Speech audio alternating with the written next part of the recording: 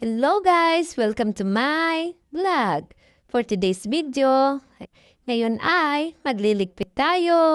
Samahan niyo ako para naman may kakwentuhan. Good morning! Umaga pa lang, asikaso na kagad sa bahay para naman maging malinis at maya-maya ay sa loob naman ng bahay tayo at maglilinis ng mga sapatos, linis-linis ng bahay pag may time.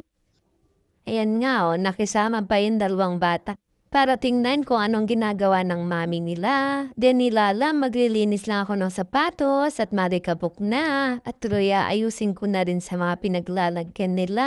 Ayan nga, pinagsayaw ko si Argel. Ayan, nagsayaw naman siya. Konti lang. Tapos yan nakikiano sila, dada.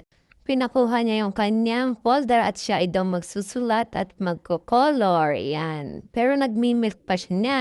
Ayan, nagsasayaw na naman si Argel. Ayan tatawa-tawa na naman.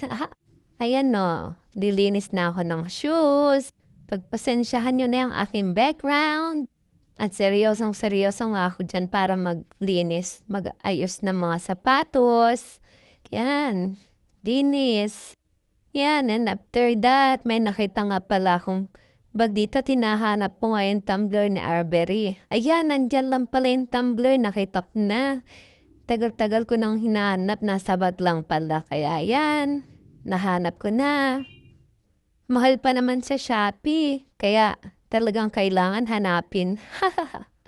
Sa Shopee lang yan.